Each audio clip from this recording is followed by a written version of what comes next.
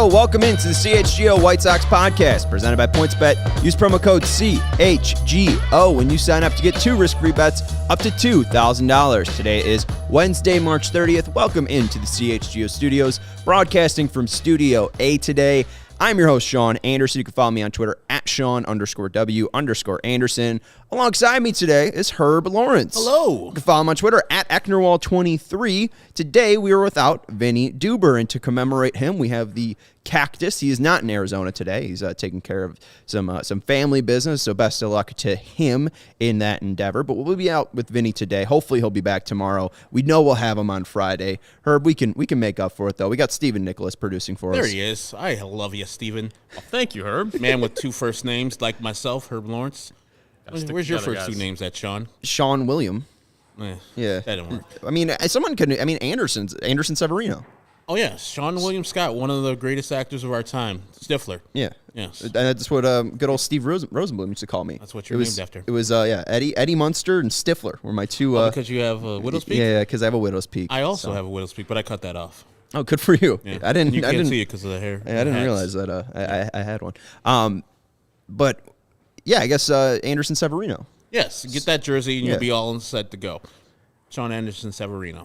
Steven's a good White Sox fan, though. He's been chatting with him throughout the days. He's big on Adam Hazley. So, you got to watch out for this guy. He's got some deep-cut White Sox thoughts. I like the top prospects. Did you go to school with Adam Hazley? No, I did not. Adam Hazley your so brother? Virginia guy, I want to say. Why do you like him? I'm an Illinois State Redbird. Okay. And he's not. He's, Virginia, like you mentioned. And afternoon to Zach, who's joining us on YouTube. You can watch us on YouTube. We broadcast live, at 2 p.m. Once the season starts, that's going to change. Once the season starts, we'll be doing 15-minute pregame shows. We'll be doing 45 to a minute-hour postgame shows, recapping every game Monday through Friday for you, or, Sunday through Thursday, I think, is our tentative schedule. But we're excited to be joining you. Right now, people are joining us on YouTube, 2 p.m., People are joining in the live chat. You can listen on Spotify. You can listen on iTunes. We appreciate all the support so far. Herb, I saw that we were at 30 on baseball podcasts in America right now. So that's really cool to see. The support that this is seen coming from the ground up has been great. So thank you for supporting CHGO, and thank you for supporting CHGO White Sox. I just wanted to get that out there because Zach's always retweeting our stuff on Twitter. And what's going on, Shane? Yeah, Zach, Shane, Fred, all the guys in here, our guy Jimbo. I mean, It's been a great job with these guys who are following us, guys and girls who are following us and checking out our live shows. And then subsequently, these live shows turn into the podcast from tomorrow morning. Right. So if you missed and your friends missed, they can catch up tomorrow morning. Or actually, we posted like an hour after it airs. So whenever you want to catch up on our podcast, you can do that, whether it's your commute home, whether it's your commute to work, or just you want to have some White Sox action today.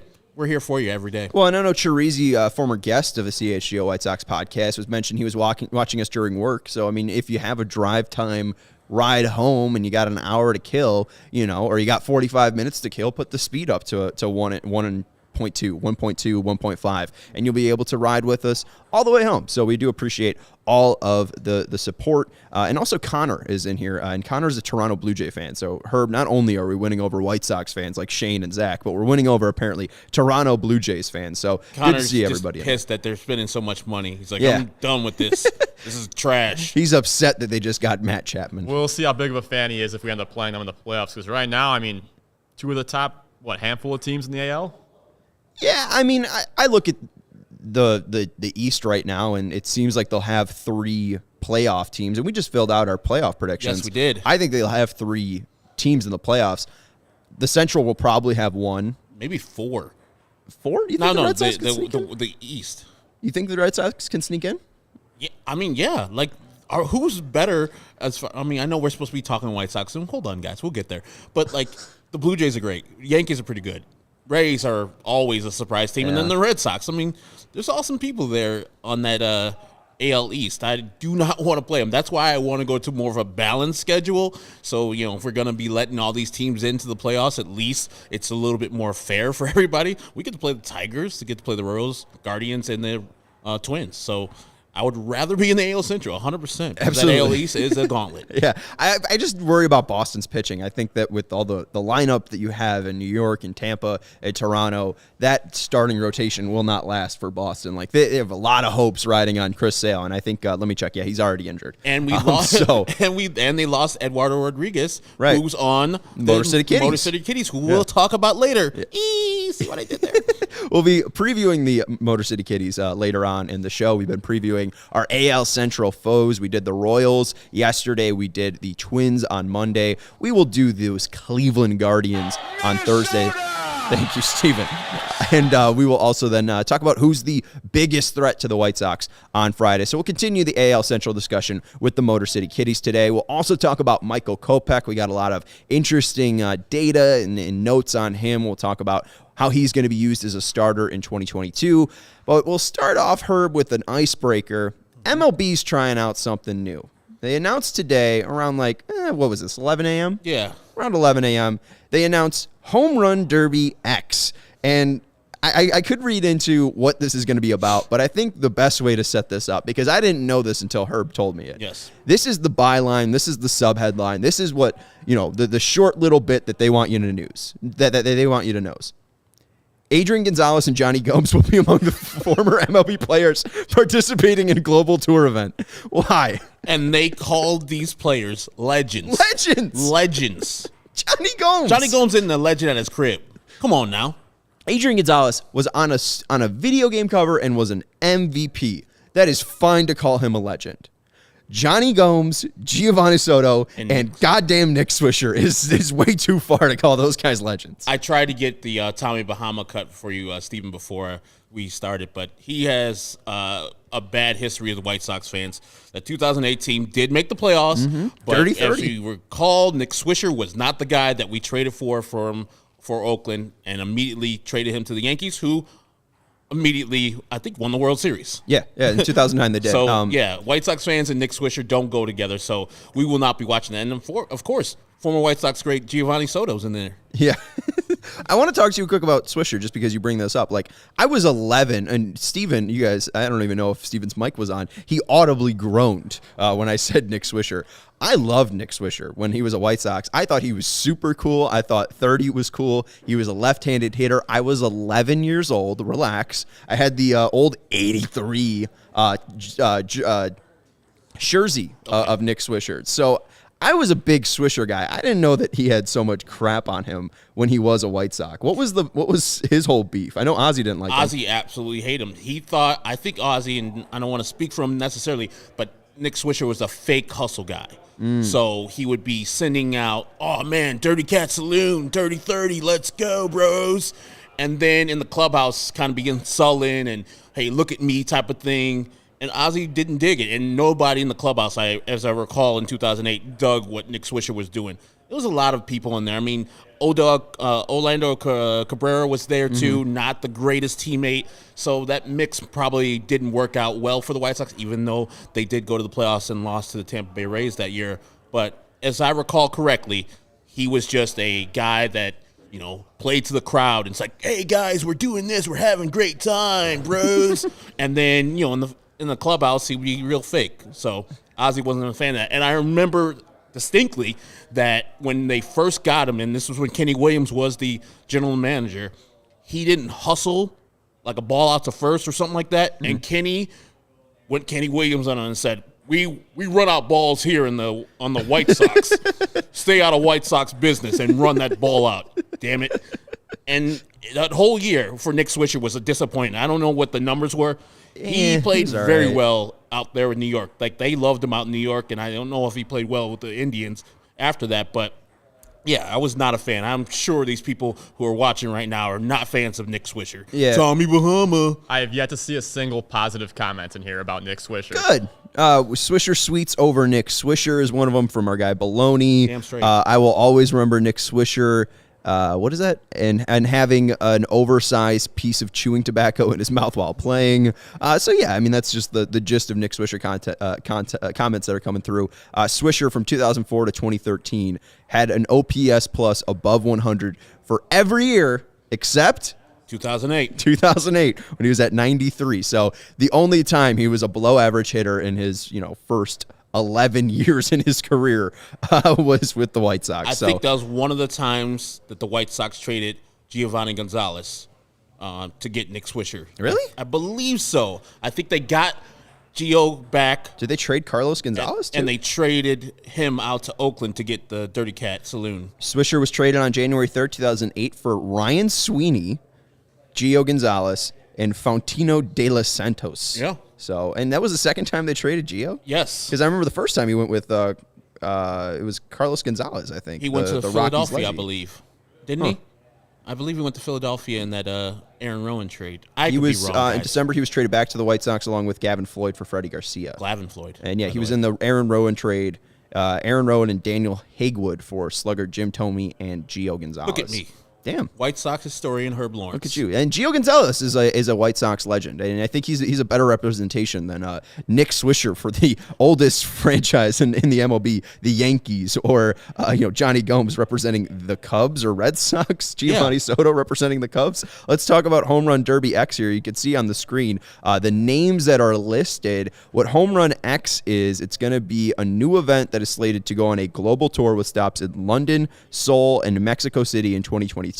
They will feature former stars, which they're calling legends, like Adrian Gonzalez for the Los Angeles Dodgers, Johnny Gomes for the Boston Red Sox, Giovanni Soto for the Chicago Cubs, and Nick Swisher for the New York Yankees, competing as a part of a team on a reduced version of a baseball field. Inspired by the success and simplicity of Home Run Derby the day before the MLB All-Star Game, Home Run Derby X has been developed with the goal of attracting a new audience to baseball, creating high-energy live event experiences and opportunities for digital storytelling. Sounds fun, right, Herb?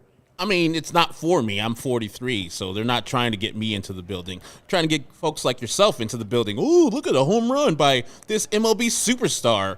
No one's going to be watching this because Adrian Gonzalez is there. I'll be watching just because, I'll be want to laugh for a little bit. But, the players who are not batting at the time will be out in the outfield and then get points for catching a ball. It's just, I said it to you guys before, it is a decent idea that I don't think is fully baked. Yep. And maybe MLB is just trying to throw it out there this year to see what's going on, get the four biggest fan bases probably in Major League Baseball with the Dodgers, Cubs, Red Sox, and Yankees, and try to get eyes to that. And they can maybe on the fly change it up. And next year have actual legends participate in this. I would love to see Barry Bonds in a home run contest now as a 8-year-old dude.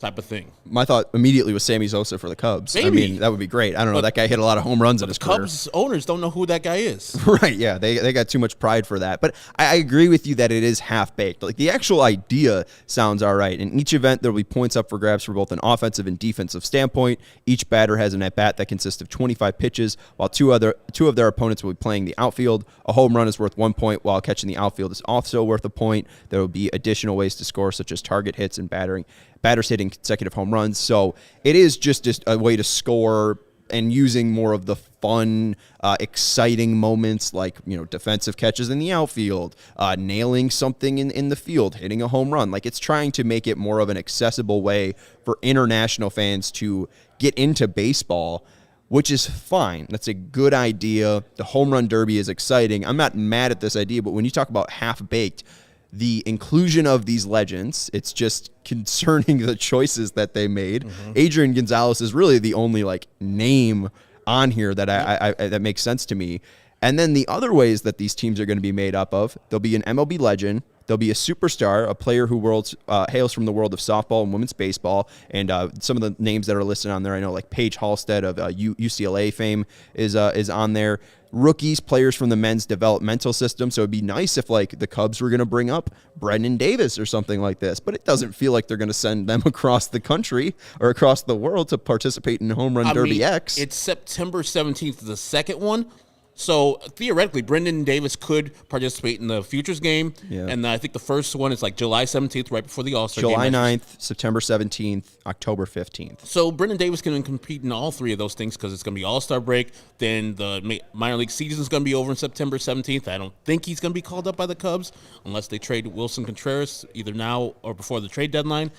And then after the season, he can go to Mexico, I guess, Mexico City, and participate in that. I am not checking for it. I understand what they're trying to do, and I applaud them on that, but I don't think the execution was great. It seems like rushed. Right. Like you had the whole offseason to think of something like this. It seems like, oh shit, we're playing baseball now. Let's do something. Sorry, I spit a little bit. Yeah, good. Oh, let's do something now. Homer next. Let's do it. And like the one part too that like we were really baffled by was the wild card, the influential content creators, and this is why I think it's more of a global event. Steven, if you want to bring up the list again, the guy for the Cubs was the one that we immediately went to Google. Spencer Owen is the wild card influential content creators. You Google Spencer Owen, what comes up first, Herb, in America? A crematory in Minnesota. It is a funeral home in Minnesota called Spencer Owen. So, oh, hey, look at that. Thank you. Good job, Steven. So it's just like none of those other names really jump out to me. It's just you talk about half baked, and it's like I have no reason to watch this outside of entertainment factor. And I don't think it's going to be that entertaining because the people in it, outside of the softball players, like these guys are all out of their prime. And I guess the rookies will be interesting to watch too. But it just seems like such a weird balance of talent here that makes no sense. Yeah, But- and Fred points out it's like a big three, like the NBA does Yeah. the big three. Well, they're not the NBA, Ice Cube and there's people with former NBA players. But that makes sense. The game, 3-on-3 is a game. People play 3-on-3 all the time, half Right. court, and just brought it to the courts. And they just added like a 4-pointer, which is like nothing. They didn't change the game of basketball. Exactly. When you go out with your friends, yeah, sometimes you play home run derby, but for most part, you're playing games. You're playing full-ass games. And I don't know who this influencer is. That Simon, what is his name? The guy from the Cubs, Spencer Owen? Yeah, Spencer Owen. I don't know who he is. He runs a UK gaming league overseas. Let me get Who's checking for that? Who's checking for my man like We that? are. Get a real Figure Cub out who he person. is. We have Cub people here, CHGO Cubs, who are influencers. If you don't want those people, Mike Cerami, you got different people out here. Yesterday we had Joe Kilgallen, comedian, in here. He's a Cub guy. If you're going to go for these guys, the Yankees influencer, which I think I saw the first portion of this tweet sent out, was talking with Yanks. And who's a bigger Yankee fan that you know than John Boy? Right. Just get those type of people. Then you get some eyes. You get some of those people who are gotten millions of followers. A guy who's built up a system from the ground up, and I was he gets Trevor Plouffe and all these other people on his network. That would have been a little bit more sustainable. The Dodgers with LA. Are you kidding me? Mm-hmm. Come on now. Even if you had Bill Murray as the Cubs representative, I'm Right. sure that's a little tough to get because Bill Murray's Bill Murray. But Hey, Bill, you want to fly None out of to these Mexico people- City on October 15th and hit some home runs? none of these people are People would like, watch. notable. He's not going to watch. Like, No. At least I could tune in and say, okay, I want to see Kristen Chenoweth ground into a double play. That'd be sick. Yeah. Yeah. Nice name drop there. She's much more this- popular, and you guys probably know Kristen Chenoweth more than Spencer Owen. This Spencer Owen guy has never tweeted about the Cubs. Ever. He is the Cubs representative, and he has never tweeted the word Cubs before, ever. He never tagged the team, never said the word Cubs. I don't think he's talked about baseball. He is the founder and CEO of #United, a one-of-a-kind football and esports club. Which players would represent the White Sox? I mean, we already have two former White Sox in there with Giovanni Soto and Nick Swisher. Like, we're thinking about in that realm of Yeah. underwhelming White Sox player and then the underwhelming White Sox representative as the social media guy. Who will those people be? I got one. Okay, well, who's your White Sox legend? My White Sox legend, it would be Alejandro Diaz. Okay. Is he? Do you know Alejandro Diaz just as much as you know Giovanni Soto was a Cub? You know what the first name that popped into my head? Huh. Star, international baseball star, Diane Viciato. Oh, yeah. Because, I mean, he's still playing. He is. I mean, he's In a star. Korea? Yeah, he's big over there. So, I mean, that's the first name that popped up for me for legends. Social media one's tough because, like, yeah, you could throw out us, but I don't think we're big enough. Like, I mean, that guy at least has 600,000 followers on does. Twitter. I don't. I think that, like, I think we'd be shooting for the stars here to be like, Chance the Rapper, right? But like, I think there's Kenny Beecham, who's a 2K creator on YouTube. Like, he's from Chicago. Like, that could work. Like, he's got thousands and hundreds of thousands of subscribers. So it's like, And yeah, Frank Thomas would be the real, actual superstar. Right, if That they you were- could put a legend yeah. to it. That's 100% Frank Thomas and Kerry Wood. Yeah, Kerry Wood on the north side. Yeah, I would have him over Giovanni Soto with the bat. Hell yeah. Shout out 2003. Dwayne Wise was also thrown out there by Connor. Yeah, so I just, the idea is fine, but as you say, the first iteration of this seems half-baked and like I'm not going to watch it. Like I'll watch probably the first one on July 9th. No, we're not. You said it's right before the All-Star break, right? Yeah. We're going to be so inundated with baseball this first half. Well, we don't want to see garbage baseball. We don't add garbage baseball to our ledger. That's right. going to be dumb. Well, now I'm thinking, too, it's going to be in London the first day, then Seoul, which is in South Korea, and then Mexico City, which would be easier time-wise. But at least the first two, London and Seoul, like just thinking about getting up for NFL games, like I don't want to get up at 10 a.m., especially during baseball season. Like that's why I got a job in baseball for games to start at like 6 p.m. I'm busy. Saturday, July 9th, Sox play Detroit in Chicago at 1:10. No, yeah, I'll be at that game instead of watching Home Run Derby X. Home Run Derby X. It's so cool because they put the X there. The best way to support CHGO is to download the PointsBet app and use code CHGO when you sign up. If you do that right now, you'll get 2 risk-free bets up to $2,000. That's not it. If you make a $50 or more first-time deposit, you'll receive a free CHGO membership, which unlocks all of our web content, and you'll even get a free shirt of your choice from the CHGO locker. That's $2,000 in free bets, a free CHGO membership, and a free t-shirt from the CHGO locker, all for making more than a 50-time first-time deposit or more at PointsBet. If you have any questions, you can email pointsbet@allchgo.com and we'll help you out. PointsBet is your home for live in-play betting, and it just got even better with their newest feature, live college basketball same-game parlays. For the first time ever, you could build the perfect live same-game parlay only with PointsBet, and online sign-up is available in Illinois. You could download the PointsBet app right now and register your account from start to finish, all from your phone. Plus, during PointsBet's Match Madness, all users can earn up to $100 in free bets. During each round, just place a $50 pregame wager and get a free $20 live bet to be used for that round. So what are you waiting for? Once the game starts, don't just bet. Live your bet life with PointsBet. Gambling problem, call 1-800-522-4700. So it makes sense, put a $50 deposit in, use code CHGO, make a bet of $50 on Saturday while you're watching the college games, and then if you make a $50 pregame wager, you're going to get a free $20 live bet. That's $70 worth of money right there. You could possibly win the bet too. And you get all the CHGO stuff. You get the membership, you get the shirt, and you get access into our Discord. So what are you waiting for? Live your bet life with PointsBet. We also want you to live your best life by using Strava coffee. I've been using it more and more. I like their decaffeinated CBD-infused coffee because I like to take it, right before I'm going to bed, around midnight. And yes, it is coffee, but Strava is a game changer and has helped thousands of people to improve their overall wellness and quality of life.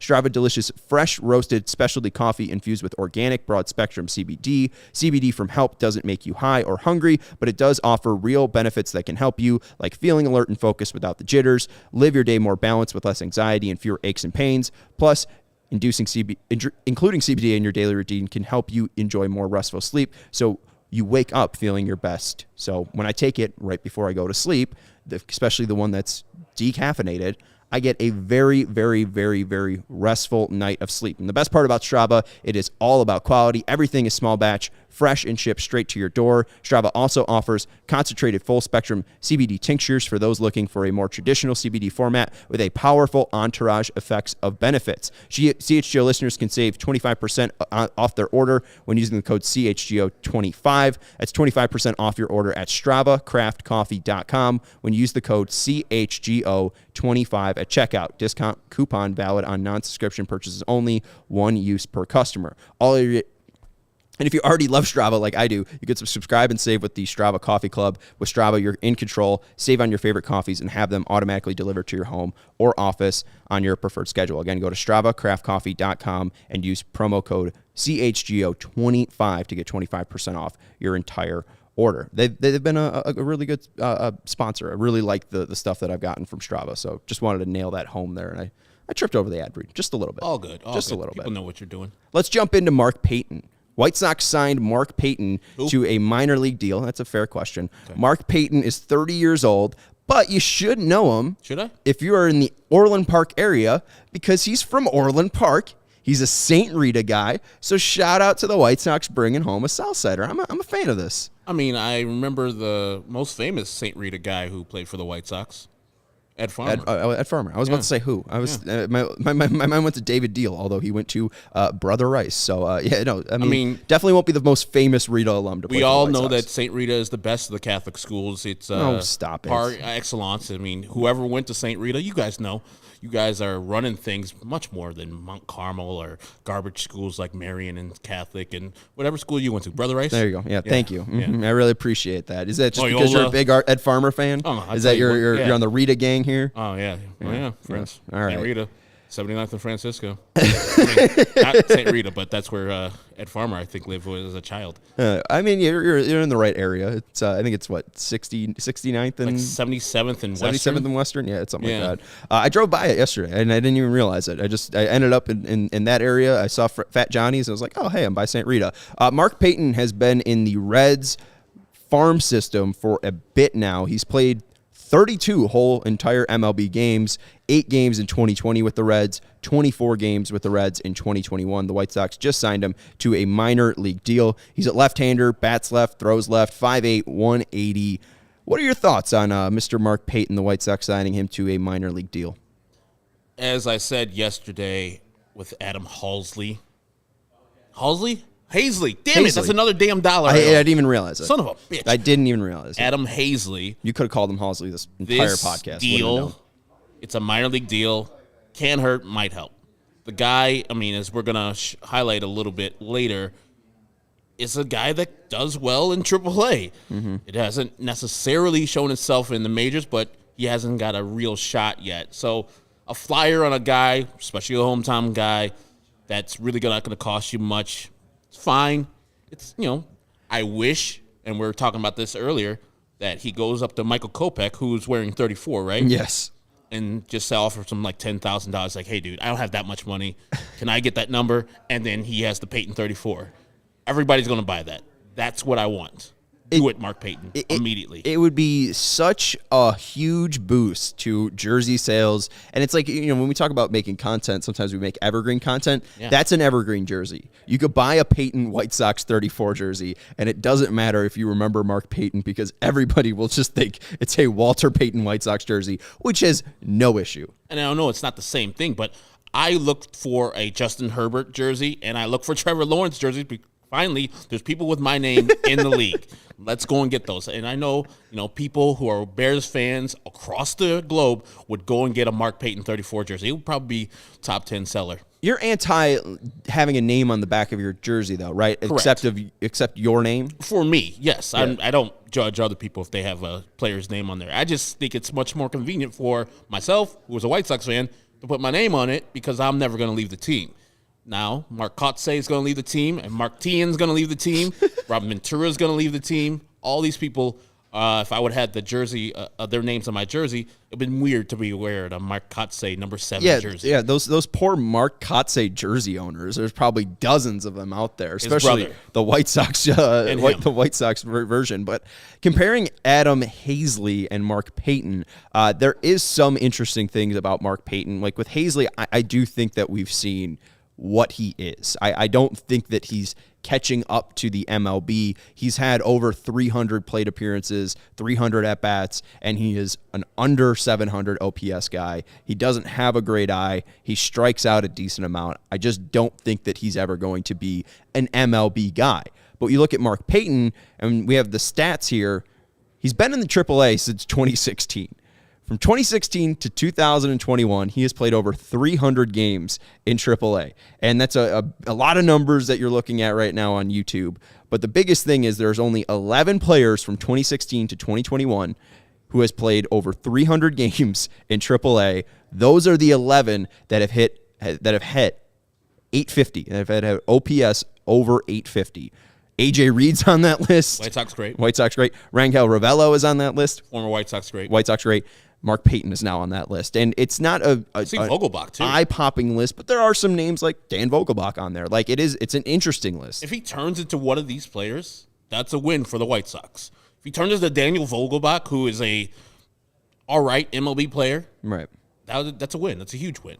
If he turns to AJ Reed, that's a loss. That is especially a huge if loss. Ricky's the manager. He's going to bat him fourth the day before he gets DFA'd. Yeah, I just don't think Mark Payton has gotten enough of a run in the MLB to know what he is. And you could say that he's 30 years old, and he's a 5'8". There's not going to be a ton of power, but I think it's interesting the makeup that he does have. And some of those stats are boosted by 2019. His career high before 2019 in AAA, he had 10 home runs. Yeah. 2019, he hit 30. Let's go. He tripled his career output. I think it was because of the ball. Do whatever you need to do, Mark Payton. He's Bring playing, that guy back. Yeah, bring the ball back. Because if Mark Payton comes back with that ball, he hit 63 extra base hits in AAA in 2019. I'll sign up for that in right field. I think people would say to your Mark Payton thing is that Adam Hazley is only 25 years old, 26 years old, going to be this year. So there's much more prime in front of him, while Mark Payton is 30 years old. He's had a chance. He's been miring down in the AAA for, 6 years? Mm-hmm. Jeez. Or so probably didn't play in 2020. But I think that he's fine. Like, if he is that guy, and we have a stat that's pretty much saying that right now from our guy Jay Kuda that says that the ball that's being used in spring training right now is having the effects that they had in 2019 to a greater degree. There it is right there. Just mashing the ball. So it looks like in every MLB ballpark this year, we'll have a humidor to stop all this home runs going out of the building. But it looks like the ball they're using is back to 2019 ball, where that stuff was going out of the stadiums every single day. And we got the record from the Minnesota Twins, the weird-ass Minnesota Twins, of 309 home runs in a season. Yeah, thank you, CC. You look at if you can't see the stats, by the way, it's 2019 spring, 2019 MLB regular season, 2021 spring, and then 2021 regular season, and then compared to the 2022 spring. From our guy, Jay Kuda. From at Jay, is it Kuda or Kuda? I don't know. Right. C-U-D-A. At JCUDA. At-bats versus home runs. At-bats per home runs is the stat that he's using. In 2019 spring, 27.9 at-bats per home run. In the 2019 full regular season, 24.5 at-bats per home run. 2021 spring, 27.7 at-bats per home runs. In 2021, the full season, 27.2. And then in the spring of 2022, 24.4 at-bats per home run. Maybe that's also just because of pitchers taking their time ramping up. Like, that could play into a factor, but this is the most at-bats per home runs in spring training, and this is more than 2021 and 2019. So it is possible that, the juice ball's coming back, and Mark Payton's going to be your salt in right field for the Chicago White Sox. And I just want to pause for a second, and I know you guys are out there. We're discussing Mark Payton and Adam Hazley. Yeah. Like, you might never see these guys in White Sox uniforms. And it's not, we're really discussing these people because they might be on the Major League roster getting Major League at-bats this year for a championship contender in the White Sox. Well, that is an indictment on the offseason that they've had right now and kind of us. Like, we're just like, I guess we've been beaten into submission. Like, we know that a right fielder's not coming. It's going to be the people who are on the roster right now, but it's very telling to me that Andrew Vaughn got hurt. Tony La Russa said what he said, and then Rick, just like two other guys, two minor league guys. Right. Like, let's trade for Adam Hazley. Let's go and sign Mark Payton immediately. I know this Mark Payton thing was been in the mix for a while. I think James Fox had talked about it, but it's just very weird, very odd that we're discussing guys that shouldn't even be close to being discussed. Yeah, you got Brendan saying you're speaking the truth here, and it's true. I mean, it does speak volumes to what they're doing. It is so funny, too, that, Tony La Russa says, well, you're not a White Sox fan if you're not paying attention to what we have in right field. And then his GM literally just goes behind his back and adds two different guys. But that's the thing, is they're not adding guys to take away from the three guys that we've talked about. It's Adam Engel, it's Andrew Vaughn, and it's Gavin Sheets. Those are your right fielders. It's not going to be Mark Payton unless someone gets hurt. It's not going to be Adam Hazley unless someone gets hurt. These are your three right fielders, and that's what the White Sox have been telling you. And it is frustrating. I do think that this team, if they were just a little bit more aggressive, fans would feel a lot more better about them. And this team, if they had that extra bat, whether in right field or whether at DH, they would be a 100-win team. That upgrade would make them, push them over the top to where you are now a true top 2 team in the MLB. And They could be still if they stay healthy, but there's a lot of ifs for them to get to 100 wins, and there's a lot of ifs for them to be the top 2 in the AL. As I said yesterday, and I always say, I'm process over results, guys. So if the White Sox were to go and get big-time free agent, either at second base, right fielder, at the beginning of this offseason, and the White Sox were to bow out in the ALDS like they've done, or the first round of the playoffs like they've done in the previous 2 years, I think most White Sox fans were like, we went after it. We tried. Right. It didn't work out, but I like the effort. See, this year, when you don't try and you don't go and upgrade those 2 positions, because I think Josh Harrison is fine. He's not going to be a guy that you're like, wow, we got this guy for only $5 million. Awesome. In the right field situation, as I've always said, it's fine. But if you go out and make those aggressive moves, people are like, okay, at least you're trying. Like, no one is going to say to, as a Toronto Blue Jay fan, if Connor is still watching, man, the Blue Jays really didn't go after it. Or the Mariners, teams like that. The Angels, even though they're still don't have pitching depth, they went out and got people where they're going to try to improve their team. This White Sox offseason has left a lot to be desired, and if they do go out in the ALDS, everybody's going to be like, what the hell, man? We didn't even try. The thing, too, that's most frustrating before we wrap up this segment here on Mark Payton, it's become less about Mark Payton, more of our frustration with the White Sox, is that they haven't been aggressive. Josh Harrison for $5.5 million is not an aggressive move. It's a safe move. Leury Garcia for $5.5 million is not an aggressive move. It's a safe move. Signing Joe Kelly is a safe move. When you look at how they've spent the money, that classic quote, the money will be spent. This is from Patrick Nolan, how the Bryce Harper money was spent. And this isn't fully using all of the free agents because a name that isn't on this list is Yasmani Grandal. But in 2019, they spent $30 million on Ivan Nova, Yonder Alonso, Calvin Herrera, and John Jay. In 2020, they spent $26 million on Edwin Encarnacion, Calvin Herrera, and Nomar Mazara. In 2021, $26 million on Liam Hendricks, Lance Lynn, Adam Eaton. And in 2022, Craig Kimbrell, Joe Kelly, and Kendall Graveman. I mean, that's where the $26 million that could have been spent on Michael Conforto alone, Craig Kimbrell, Joe Kelly, Kendall Graveman, right there. That's where the money's been spent. Played devil's advocate, the money was spent. That's true. It was spent. It wasn't spent wisely, but it was spent. But that's the argument there, is that not only have they not been aggressive, but when they have spent their money, they've spent it poorly. Yeah. Outside of Hendricks and Grandal and Lynn. It's been very disappointing. I hope and wish Mark Payton the best of health and luck. St. Rita guy, you can't keep those guys down. You want to see him in a uniform this year. I just can't, if he plays, he has to wear 3-4. Otherwise, I'm not interested in Mark Payton. Not a second. Yeah, I'm not interested if he's not wearing 3-4. Or what was Sean Payton's number when he was a scab player? Maybe he can get that one. That would be better. 17. 17. Who's Where's 17? 17? Ross Glode still here? No. Wasn't it no, it wasn't Yonder Alonso? What, Yonder Alonso Wasn't last 17? I think he was the last 17. I got this. I'll go to uniforms here. 17.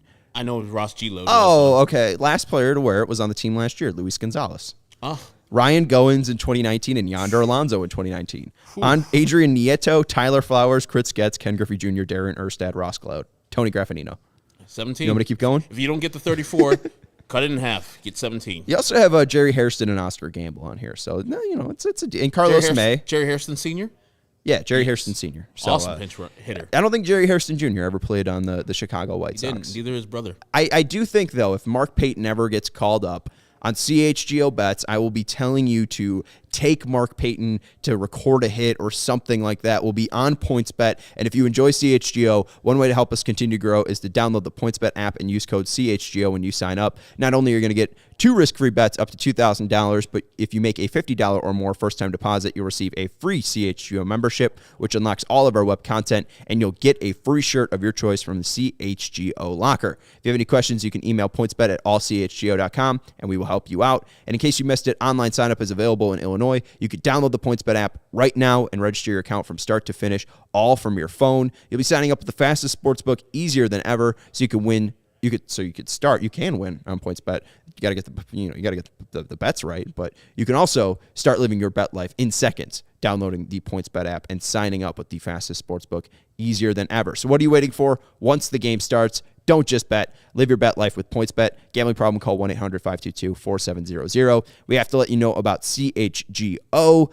We got podcasts for free. We got live shows for free. We got post-game shows for free. I think there was a question about the post-game shows, too, if we can find that. All of that's going to be free. We're going to have... Just to put a thing in there, what we talked about, what we're talking about with Michael Kopech, our guy Vinny Duber, who's not here today, he's on assignment, wrote about that, and the only way you can read that is becoming a member of all CHGO.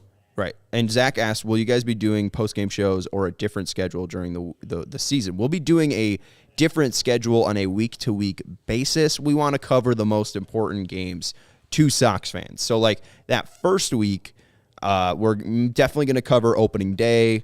We're probably going to skip that Saturday, but then we're going to recap the series on Sunday. Our Vinny goal will be is there to, both on Friday and Saturday in Detroit live, and then back here in our CHGO studios for post-game on that Saturday, or on that Sunday. So the goal is to, any important game or any important series, we'll have a podcast at the start of the series and at the end of the series to preview and to recap and to reset. So it's a little bit of a moving schedule, but with the baseball schedule is basically what you can expect post games and pregame shows. But we'll make sure that's tweeted out at CHGO_White Sox on Twitters. But all of the post game shows, all the podcasts, and all the live shows will be free. But like Herb mentioned, Vinny's writing about Michael Kopech, his great writing about Michael Kopech, only members can access that right now on allchgo.com. You get the premium written content. You get a free shirt when you become a member. We have all this dope merch for you to choose from the CHGO locker, and you can get the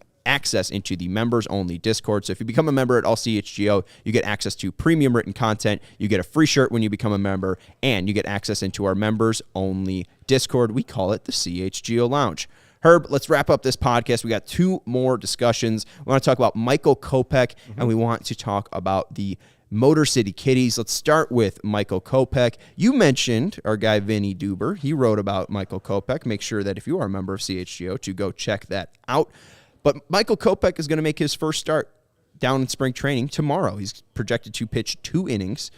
It feels like it's a little bit late, a little bit delayed. Are you nervous about Michael Kopech? I was nervous with Michael Kopech when they announced it before all this happened. Now he has had a late bout with COVID like end of February, so it delayed his starting of his pitching program. And we're going to see his first pitching on the mound versus another team tomorrow for 2 innings, and he's paired with Vince Velasquez, who's also pitching 2 innings in that game. Yeah, I'm 100% worried. This is a guy we're going to be depending on for probably our 4th or 5th starter. It's going to be trouble already because we haven't ramped him up enough for 150 innings, which you would kind of expect for somebody at the back end of your rotation, especially a rotation that is going to be challenging for the AL Central crown. So, like, we have 1/5 of our starting rotation already a question mark, and that's not even putting in Dallas Keuchel. Yeah. 2 innings tomorrow. This is the end of spring training. He's going to expect this pitch. Like, if we go by he's the 4th or 5th starter, the first or second game in Chicago, the 12th or 13th in April. I mean, they can theoretically skip him and go and wait until the next one, but we're going to need him eventually in this rotation. Yeah, I'm very worried that Michael Kopech is pitching only 2 innings tomorrow at the end of spring training, where we're going to need him this season to be the Michael Kopech that we've envisioned. And, you know, I'm sure that Ethan Katz and Rick Hahn are not too alarmed because they don't seem as much, as I read the quotes from Vinny's article. But me, I'm always an alarmist, especially when it's starting pitchers. You saw what happened last year with the playoffs. We can't afford to have a guy be iffy and then pair him with Vince Velasquez, which I think that's what they're doing. No one has said that, but the fact that they're pitching together, like, you know, Michael Kopech pitches 4 innings and then Vince Velasquez comes in and pitches 2 or 3 innings. It's a good. I'm good on that. I think it's a good, it's a good look ahead to what they will do in the regular season. It seems like they want to line up Velasquez and Kopech because not only, you know, if Kopech can only go 4 innings, Velasquez gives you that length, but let's say Kopech, has a really rough first, throws 30 pitches, and then, by inning 2, he's at 55 or whatever. Like, they might pull him at that point. They might not wanting him going over 60 pitches. We're not sure what his pitch count is, but it does look. I'm a little bit less worried about the workload and the ramping up process, because right now, tomorrow will be today. Dylan Cease is pitching on the 30th against the Rangers. Tomorrow it will be Michael Kopech on the 31st, but then it looks like on Friday it should be Dallas Keuchel, and then if you go from there, Dallas Keuchel on Friday, Giolito on Saturday, Lynn on Sunday, Cease on Monday, and then Tuesday the 5th, the final spring training game. That will be Kopech's final spring training go at it. So he could pitch 6 innings in spring training and then have the days off from the 5th to the 11th to get ramped up for that opening day, or at least home opener on the 12th. I'm not that worried about what his workload might look like. I think that he will be fine. I think that he will be ready to go in this rotation on the 12th and able to go 4 innings, depending on, his actual performance. But I think that he can give you 4 innings of length to start the season, which is, I think, at least enough with the bullpen. So he's an opener. I don't want an openers unless he's more of an opener if he goes 4 innings. We're specifically doing that. Like Garrett Crochet. Yeah. That would be an opener for me. A guy who can pitch you 2 innings, absolutely destroy the team's first 6 hitters or 7 hitters, and then bring Michael Kopech in for whatever relief you need to do. And he can go a little longer. Then you get to the big-time bullpen, Michael only goes 4 innings. You get the 7th, 8th, and 9th for all the people you have in the bullpen, all the arms you have in the bullpen. That would be a better plan for me. Vince Velasquez, I'm real good on him being a tandem of Michael Kopech. And I know that Garrett Crochet is more than just a tandem guy, and you would want him to pitch whenever he's available, because the White Sox only have, I think, 2 lefties in there with Aaron Bummer and himself in the bullpen. But, yeah, I'm very worried about Michael Kopech only pitching 2 innings tomorrow for his first start in a White Sox uniform this spring training, and then he'll pitch, 3-4 in the next one just to ramp him up or whatever, if he can get out of that inning on that Tuesday. Yeah, and if he can, on that April 5th, the last spring training game, I think if he goes 3 or 4 innings, I'm not too worried again on that home opener that he can repeat that performance. And we just have to look back at what he's able to do. He's better than Garrett Crochet, at least when it comes to stamina. I think that we are concerned, and that's why Vinny wrote about how the Sox are balancing the future and the present with Kopech and Crochet. But Kopech, he's proven before that he can handle some workload. Back in 2018 when he was a rookie, he had 2 appearances where he threw over 80 pitches in a game. He had 2 appearances, or 1 appearance where he went 6+ innings. He had an appearance in April last year where he went 5+ innings. Like, I think that asking him to go that deep early into the season isn't too much of an ask. I think it's just asking him to do, hey, can you give us 6 every night? I think that's the bigger issue. I'm not too worried that if they go with the schedule, they pitch him tomorrow, they pitch him on the 5th. I think he's ready for the home opener. And I hear what you're saying, but also throw on top of that, we've been talking about Yoan Moncada. Remember his year when after he had COVID? It was unpredictable. The man was tired all the time. And this might be a thing where Michael Kopech doesn't have the stamina to do the things that he usually would do in this situation without COVID. I don't know how it's going to affect him. I don't know if long COVID things will be tearing him down and draining his energy. It's just a question mark that we was already a question mark, and now it's like 3 of them. Yeah, and one thing that he said about the COVID was that he feels ready for opening day, ready to pitch every 5 days once the season starts, and that this is his dream job. And that's something I do want to focus on, because he talked about this as well with Chuck Garfien on the White Sox Talk podcast, that in the back half of the season last year, he felt like he was getting out of a rhythm. He felt like he wasn't as competitive as he was early on in the season.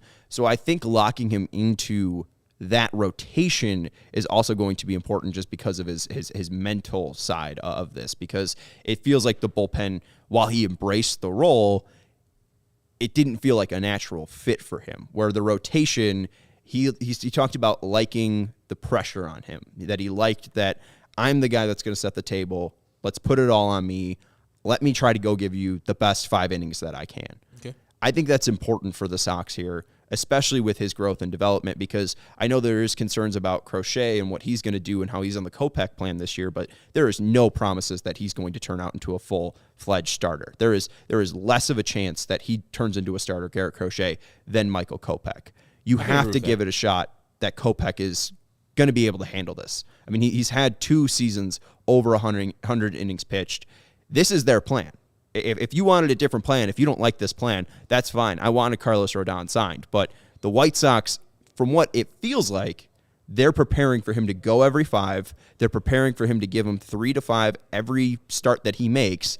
And I think they're expecting him to do that from April all the way to October, which, again, brings the construction of the roster into question. But him as a pitcher, I'm not that concerned about. You look at when he had 4 games of rest or 4 days of rest or more last year, 19 2/3 innings pitched, 27 strikeouts, 2 earned runs. He was electric on like typical starter days amount of rest. I'm excited for Kopech's 2022. It's just more about if he can stay healthy. But if he stays healthy, I'm fine with it. It's just about not pushing that envelope just a little bit too much. Good point, sir. All right, let's jump into the Motor City Kitties. Ready? Wow. Let's pull up their lineup. We've been doing this each and every day this week. We started off with the Twins. We started off with the Royals, and here is the Tigers. They are projected to have Akil Baddoo be their leadoff hitter in left field. It's going to go on and on. What's that a reference to? Erica Baddoo. Oh, okay. Yeah, I don't listen I could to a have said lot window of. seat. Yeah, I that wouldn't have gotten it either. Okay. Yeah, I'm not a huge Badooiac. Is that what they call her fans? Erica Badooiacs? I don't know what they call him. Batting second, Robbie Grossman in right field. Batting Awesome guy. third, Javi Baez, new face, in shortstop. Fourth, Jeimer Candelario, or Heimer Candelario. Former Cub also. Yes, he was. Third baseman. He was in that Nick Castellanos trade. 5, Miguel Cabrera at DH. 6, Ooh. Jonathan Scope at second base. 7th, Riley Green out in center field. Spencer Torkelson batting 8th, playing first base. And Tucker Barnhart catching, batting 9th. That's their projected lineup. Who scares you the most out of that one? Or what's the scariest part of that lineup in your opinion? Spencer Torkelson. Batting 8th? That's crazy. I mean, not that lineup is what they've shown in spring training. Those 2 guys, 7th and 8th, Riley Green and Spencer Torkelson, might not make the team because, manipulation of their service time. They should. They're, as one of our guys, Chris Castellani, said, they're one of the best hitters, both Riley Green and Torkelson, in the Tiger organization. So they should be making the everyday lineup. In there, we didn't have Eric Haas, who's Honus Haas, or our guy Chris Tannehill calls. We know he's going to be awesome. I mean, we had to give the DH to one of the greatest hitters of all time, even though he's not that anymore in Miguel Cabrera. So that's a really scary lineup right there.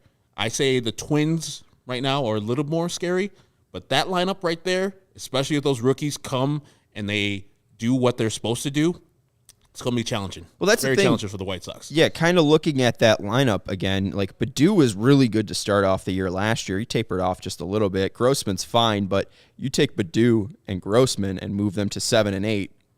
If Green and Torkelson are hitting, then that becomes extremely scary. If those prospects start to work and they move up and up and up and more up in the lineup, then Detroit is really, really getting dangerous. So that's the scariest sign for them, is the fact that Torkelson and Green are, under 23 years of age, and yet, they might be their best hitters come July. And look at that balance. A lefty switcher, right, switch, right, left, right, left. Good balance there. Awesome people. Like Tucker Barnhart, that trade they made, or the acquisition to get Tucker Barnhart, awesome. He's a good receiver, can handle the bat a little bit. I think that Detroit's coming. I've been saying that. I mean, the pitching, as we're going to get into the rotation in a little bit, leaves a little to be desired, but not much. Those guys are also coming, if we're talking about Casey Mize, Tariq Skubal, and, of course, they got Eduardo Rodriguez from the Boston Red Sox. Yeah, and Brennan brings up your point of Haas and Barnhart are a good platoon. I mean, it might be one of the best platoons we've talked about so far. It's better than the Twins platoon that has Gary Sanchez focused in, and I think that the Royals are just going to trot out Salvador Perez for 150-something games this year. It'll still be like the third best catcher in the AL Central. And the Guardians, I couldn't even tell you because Roberto Perez isn't on their team anymore. So by default, Yan Gomes still there. No, Yan Gomes is a Cub. So by default, I think that the Tigers have the best platoon in the AL Central because the White Sox platoon is Yasmani Grandal, and that's it. So I don't think there's much of a platoon in Chicago. So, I mean, this team is deep. I mean, you even look at their bench. Harold Castro got a lot of play for them. Daz Cameron's in their system. Victor Reyes, Dustin Garneau, like all of those guys got a lot of playing time in the past couple of years, and now they move to the bench. Like this team is deep with experience from guys that, you know, not a lot of them are even over 30. Like, you know, Cabrera sticks out, but Scope, Grossman, and Garneau are the only guys above 30. Oh, and Barnhart above 30. Yeah, and I was wondering last year why they didn't train Jonathan Scope. I wanted him. Yeah, they saw this coming. Yeah. They saw that the Tigers are going to be in contention. I don't necessarily think they're going to be taking over the White Sox this year, but 2023, it's going to be a battle because those people are pretty good. And once those rookies get a little taste of them, MLB, and the pitchers readjust to them and they readjust to the pitchers, those guys are both Rookie of the Year candidates, both Torkelson and Green in center field. Absolutely. One of the guys we didn't have listed on there, Jake Rogers, who you might have seen last year against the White Sox. He's going to be out with Tommy John. He had Tommy John back in September, so he's out for the Tigers. Let's look at the rotation for them. Spencer Turnbull also out with Tommy John surgery. He got that back in July. Kyle Funkhauser, if you remember him too, I think he's a local product. Yeah. He's out. He's got lat discomfort, so their bullpen's a little banged up. But the names that you see right there, Eduardo Rodriguez, left-hander, just signed with the Tigers from Boston this offseason. Casey Mize, former number 1 overall pick in 2018. Tariq Skubal, former 9th overall pick in 2018. Matt Manning, former first-rounder in 2016. And Tyler Alexander, second-rounder back in 2015, is their rotation. And you look at the bullpen, big one that sticks out to me, Michael Fulmer, former starting pitcher, former Rookie of the Year. He was their closer last year, and he was deadly in that position. They also added Andrew Chafin in free agent this year. So a nice offseason for the Detroit Tigers. They got Gregory Soto, a lefty reliever out there. Yep. I see on the board right there, Michael Pineda just signed a contract with them, I think about 5-6 days ago. So he can factor in later on in the season. While that's not, like, scary, Casey Mize is going to develop into, I think, an ace. And Eduardo Rodriguez, what he did in his Boston years is pretty solid. They have a team out there, and they have our manager up there, AJ Hinch, the guy that we were supposed to have as the White Sox until they hired Tony La Russa. Tell me what's wrong with those Motor City Kitties. Nothing. Tell me, like, I mean, the only thing I think is, as you alluded star to, power is youth. Yeah, and once they get a taste of the MLB, and Miguel Cabrera doesn't need to be, you know, Triple Crown Miguel Cabrera anymore. Scope. They just have people. And Javi Baez, which we barely talked about. Right. Like, I know as White Sox fans, we poo-pooed that guy a lot. You're going to hate him much more this year. Slidey McTaggy is going to be doing things. And that's not my line. Slidey McTaggy is somebody else. I want to give them credit, but I forgot who said it. But Javi Baez will be a thorn in the White Sox side for the 18-19 games they're going to be playing this year. Yeah, we didn't bring him up because we just talked recently about the best AL Central shortstop, so we talked about him there. But I do agree that White Sox fans will hate him. His career slash line against the Sox has been disgusting, which is unfortunate because I've always trashed Javi Baez. So hopefully they could turn the tide against him. Just throw breaking balls outside of the zone. He won't hit them. But it's the same thing with Salvi Perez. We throw fastballs down the middle, and we wonder why he hits home runs. Throw him something out of the zone. Right. Please, he'll chase it. That's the big thing about him is, at least Baez. He'll chase it. Like, I don't know if Baez is one of those guys. Like, Correa, I think, can turn around the Twins just because of his great ability. Maybe Baez can do that, but I don't think he's a team carrier in any sense of the word. So I don't know if Baez is a massive addition, but it's a big addition. Yeah, sure. I just think he's going to be a thorn in the side because of, firstly, we already have pre-hate from the Cubs thing, and he's going to do some work versus the White Sox. We're going to be like, Jesus, this guy again, celebrating, popping his collar, doing all the stuff that, as White Sox fans, we love. Right. But we're going to see somebody else being a little flashy and be like, Get out of here, bum. Yeah, and the thing too about that rotation, like the back four, like even after Mize, like Mize, Skubal, Manning, Alexander / Pineda there. Like, I mean, even, Pineda's a fine player. I'm not too afraid of him. We've seen him with the Twins. They also signed Willie Peralta. Like, it's nice depth there. I like those for depth players. But Alexander, Manning, Skubal, Mize, like those guys haven't really had their full run in the MLB yet. So, I mean, this could be an up-and-coming rotation too. So, if this team reaches 85 wins, I wouldn't be shocked. Me either. I think the only glaring thing there, the White Sox back in the day, I don't know if the numbers presented themselves as such last year in 2021, but in 2020, they murdered left-handers, murdered them. And they got 3 in that rotation right there with Rodriguez, Tariq Skubal, who was specifically they got off of. And they got another guy, I forgot, now it's not on the Tigers anymore, but they used to eat his lunch. Matt Boyd. Oh, yeah, Matt Boyd. Yeah, Matt Boyd. Just Tim Anderson at a pasta party every time you face Matt Boyd. It was great. And then Alexander out there, another guy of the two first names club, Ian Steven Alexander. Steven Nicholas. That's all right. That was Tyler Alexander.